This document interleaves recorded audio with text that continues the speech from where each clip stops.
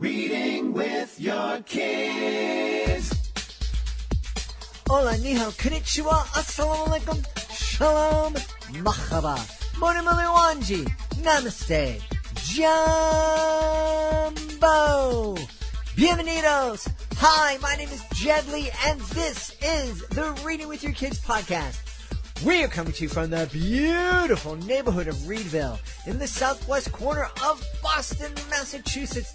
We are so delighted and so very honored that you join us in our mission to help all families grow closer through reading. Please be sure to tell all of your family and friends about the show.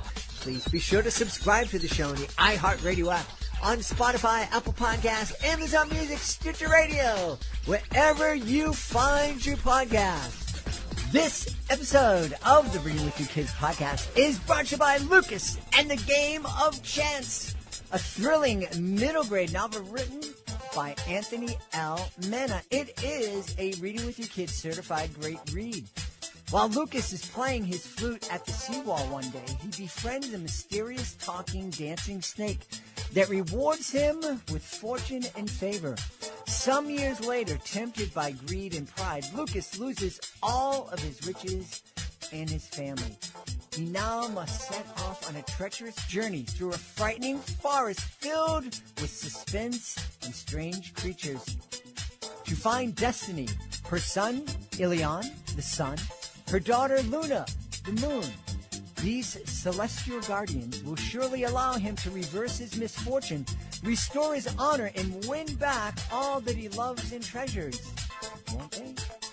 This is a reimagined Greek folk tale, Lucas in the Game of Chance.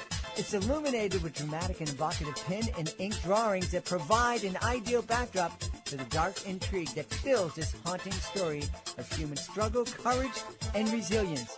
You and your kids are going to love it. Lucas and the Game of Chance by Anthony L. Mena. It is a Reading with Your Kids certified great read. This episode of the Reading with Your Kids podcast is brought to you by Mr. Thoughtful Gets Into Trouble. Great new children's book from Christopher Arsenault. Join Mr. Thoughtful on an exhilarating voyage through the wondrous world of thoughts and emotions.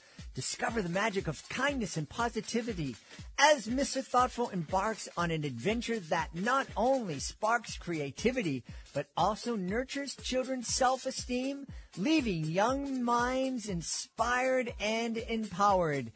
You are going to love meeting Mr. Thoughtful. He is your friendly guide through the world of thoughts and kindness.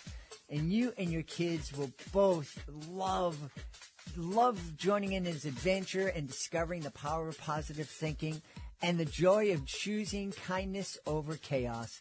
We love this book. You'll love it too. It's Mr. Thoughtful Gets Into Trouble by Christopher Arsenault.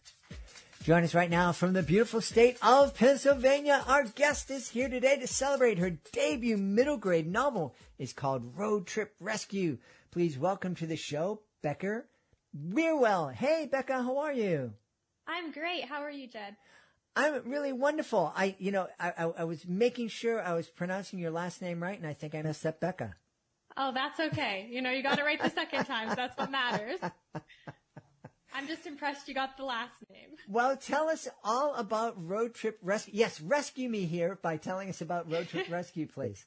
Yeah, I'd love to. So Road Trip Rescue is a middle grade novel, so written for kids ages 8 to 12, and it's about a girl named Kimmy. And at the beginning of the story, Kimmy's flipping through this magazine. She stumbles across a photo of a dog that looks just like her dog that disappeared 2 years ago.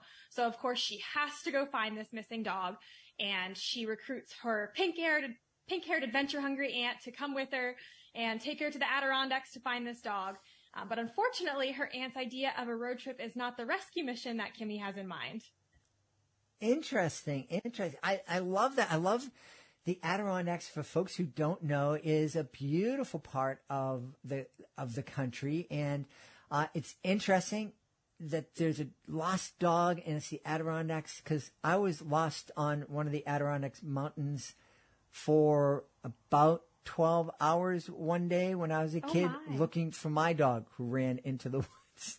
Oh my goodness, that's a long time. And yeah, when I found him, I turned around and I'm going, all right, I don't know where This city boy is lost. Yeah, in her case, so she's actually from Pennsylvania, like I am. She's from central Pennsylvania. And so the Adirondacks is up in upstate New York. So it's really not that far. She should be able to get there in a day without too much trouble. But that is not exactly how it goes for her and her aunt.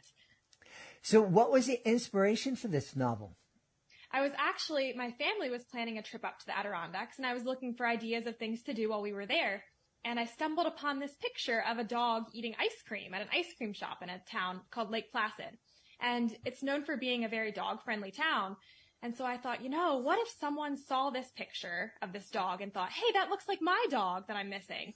And then what if they did some research, tried to go to this town and tried to find the dog, assuming the dog would still be there? What would happen then? And sports fans might remember that Lake Placid is also the home of the Olympics. Yes. Yeah. There's a lot there to do with the Olympics and getting to remember how things might have been. We got to go up on the ski lift while we were there. Is that what they call it? The ski jump really high up and you can see where they go down the ski jump from. That was pretty cool. Yeah. So did you always dream of being a children's author? I did. Yeah. From the time I was young, I always loved writing. Before I could even write, I loved creating stories. I remember sitting in church and sometimes I'd be looking at the hymnal and instead of singing along to the hymn, I would be imagining the words were a story of its own that I was creating. And I remember writing down stories in my little notebook or on our old giant computer with the dial-up internet. I remember writing stories on that too. So it's always been a dream of mine. And this story I'm glad this is my debut because I have a lot of other stories I've written that are just sitting in files in my computer now. But this one's really close to my heart. The protagonist, Kimmy, she actually has a limb difference. So she was born with one hand and I was also born with a limb difference. And so that's something that's something we share about our stories. And so it was really neat to write her story and to see the connections there. And because of it, too, I've had a lot of people from the limb difference community get excited about the story because there aren't a whole lot of books out there with kids with a limb difference. However, I just listened recently to one of your interviews. What was the Hunter's Tall Tales, I believe, was a picture book with a child with a limb difference. That was kind of fun. Yeah. One of the things that I'm excited about is that we're now using terms like limb difference because when I was growing up, 60, almost 100 years ago, everybody who had a difference was just kind of labeled crippled. And that was it. And it didn't really tell you anything other than the fact that they were different. And then, of course, you would think, well, they can't do anything for themselves and they need all sorts of help.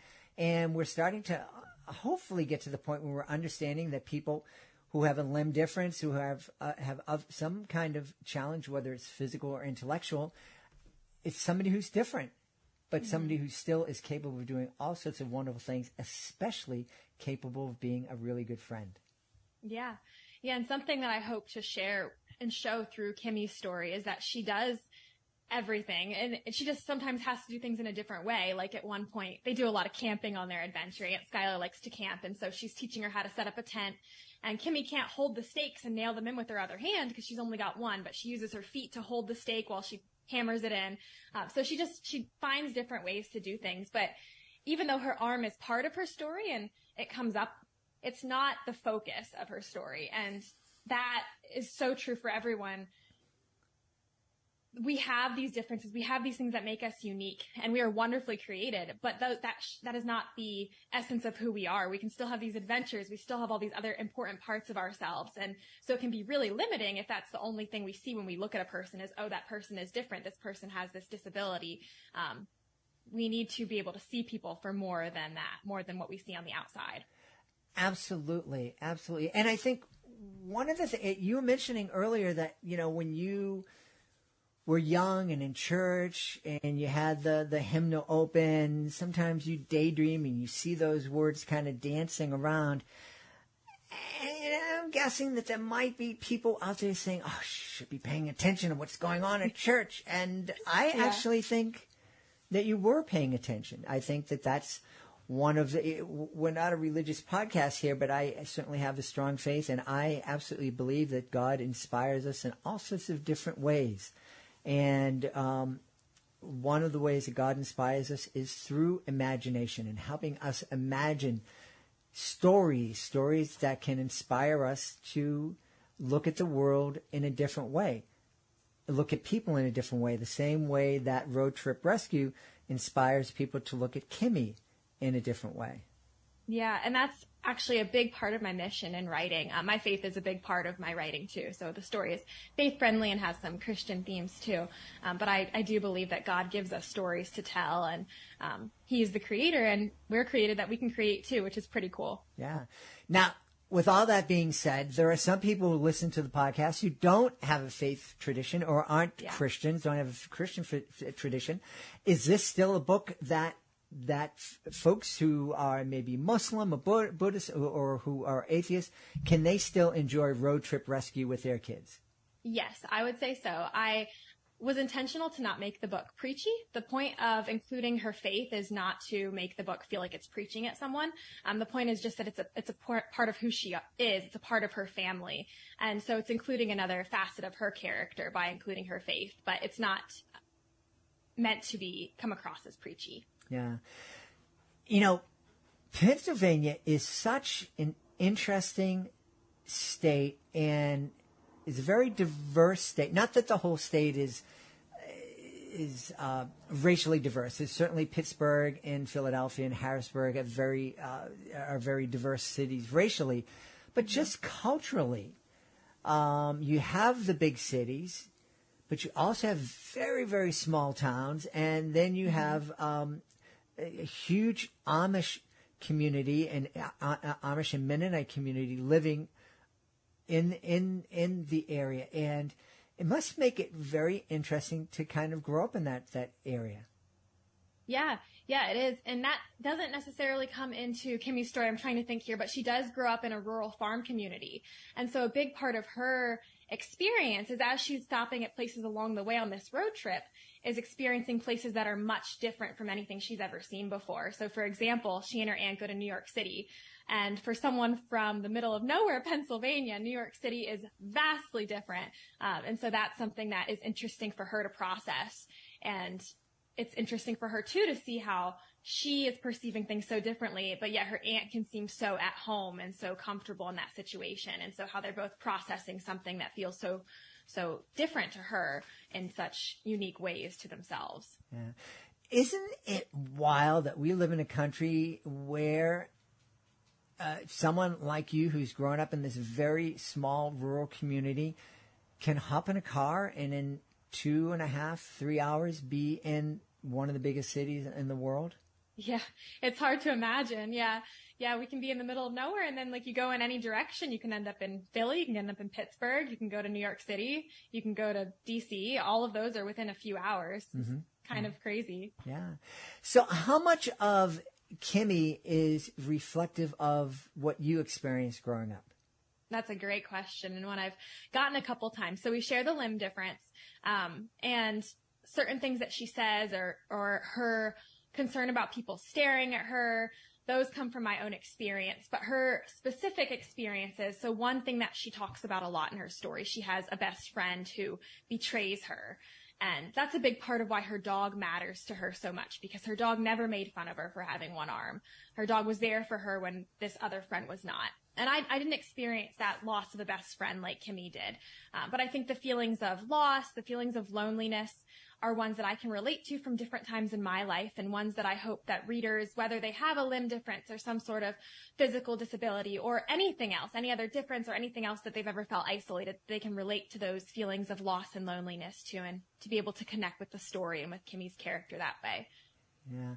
You know, you mentioned our conversation with Rosalie Mass-Taylor, the author of Hunter's Tall Tales, and I am so impressed I remembered everything about that.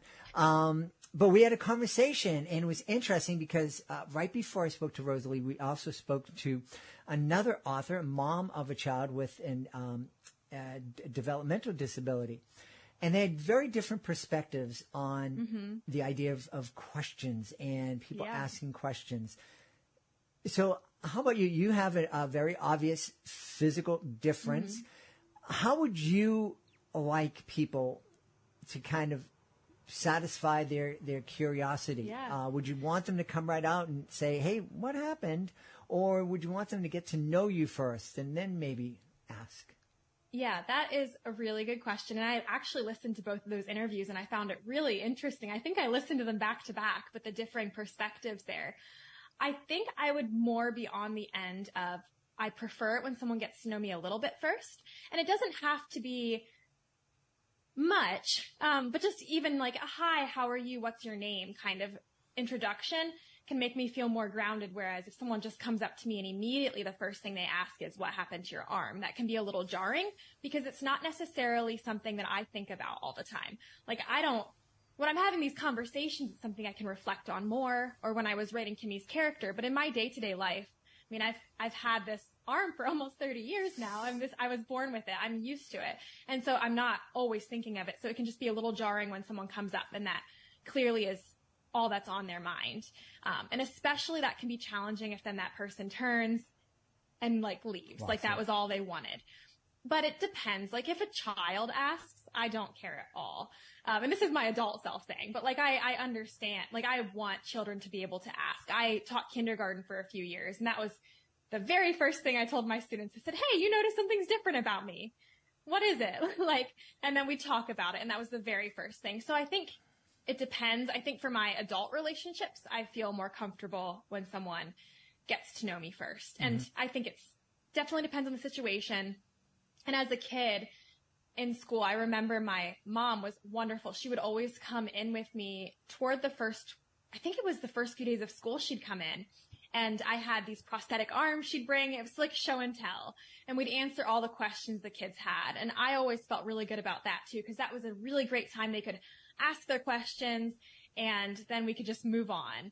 And typically in my experience, like then and even now in having taught recently, kids are usually pretty able to move on from that then and mm-hmm. get to know you and care about you.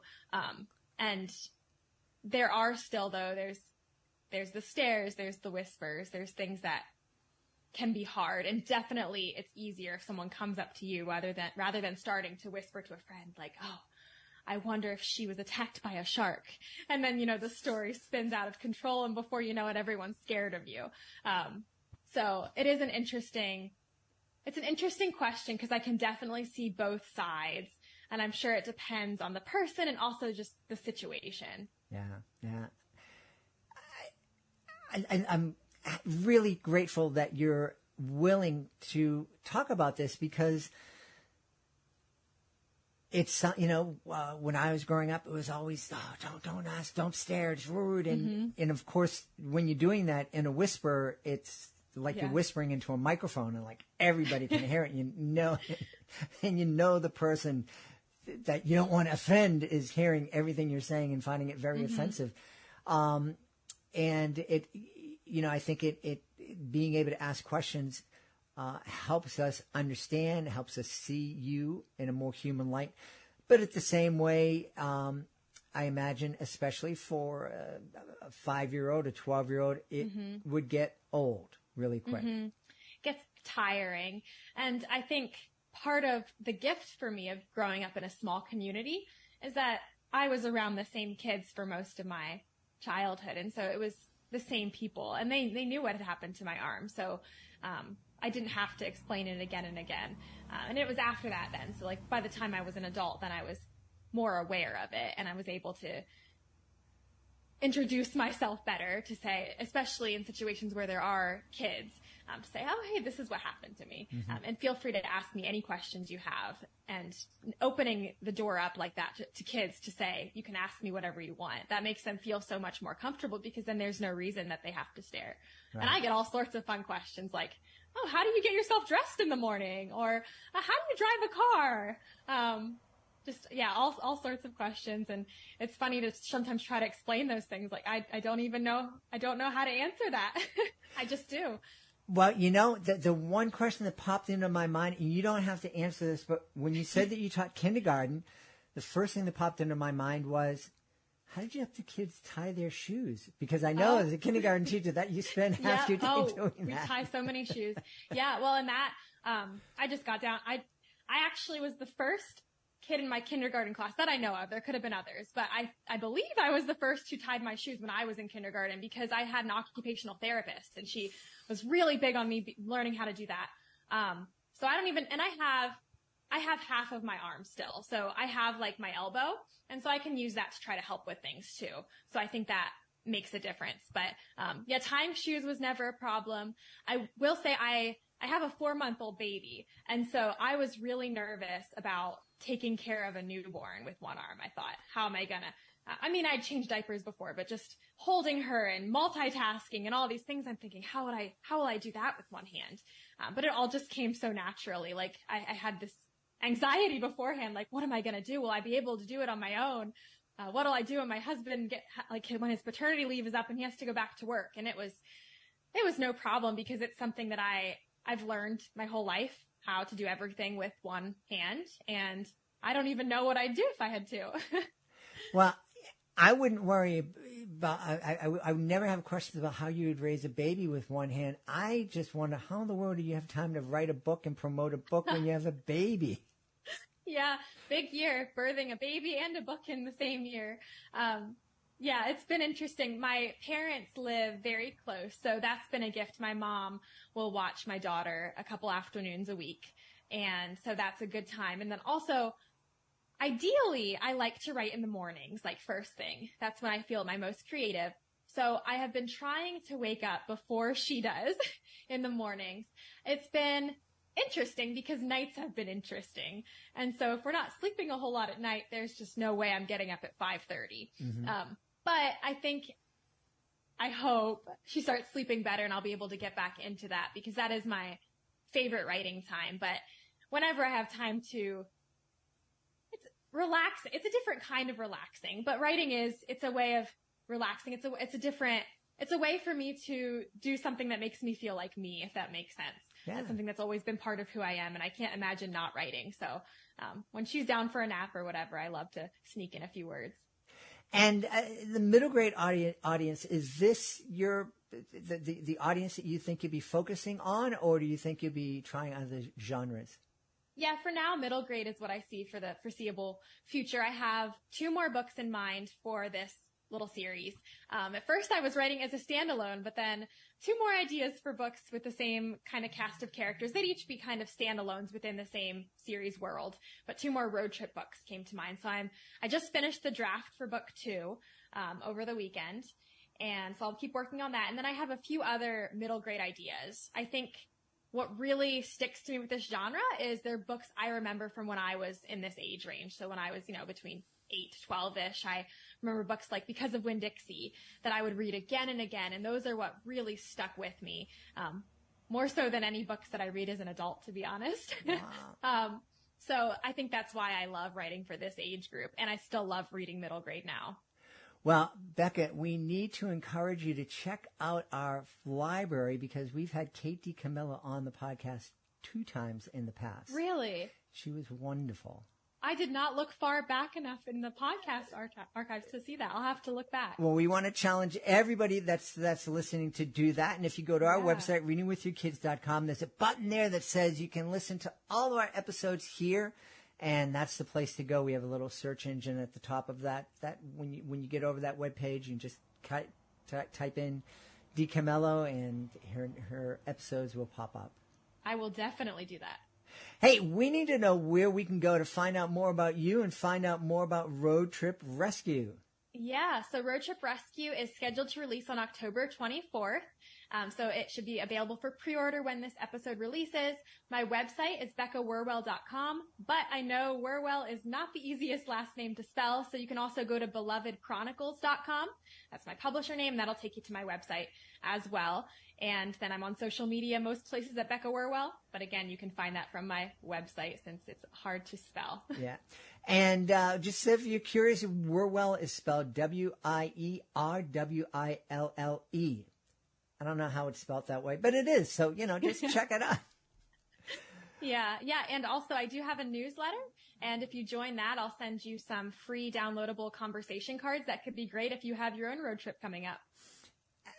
Road trips are wonderful family trips. I encourage everybody to check them out. And I encourage everybody to check out Road Trip Rescue. debut middle grade novel from our guest, Becca Wierwille. Becca, thanks so much for being with us. Thank you so much for having me, Jed. We hope you've enjoyed this episode of the Reading with Your Kids podcast and will join us for the next exciting episode. If you want to make sure you don't miss a second of the show, please be sure to subscribe to the show on the iHeartRadio app, on Spotify, Amazon Music, Apple Podcasts, Stitcher Radio, wherever you get your podcasts. And also be sure to visit readingwithyourkids.com and download your copy of the Reading with Your Kids online magazine. It's free. It's available at readingwithyourkids.com. Just click on our blog. Before we go, I want to make sure that I give a big thank you to my team: Fatima Khan, Rory Grady, Madison Dairies, Soji Franklin, Monica Rivera Sosa, Ann O'Leary. I want to give a big thank you to my beautiful wife for all the support she gives me, and most of all, we all want to thank you. Thank you so much for taking the time to join us today, and as always, thank you so very much for taking the time to make the world a better place by reading with your kids. I'll be looking for you in the next edition of the Reading with Your Kids podcast.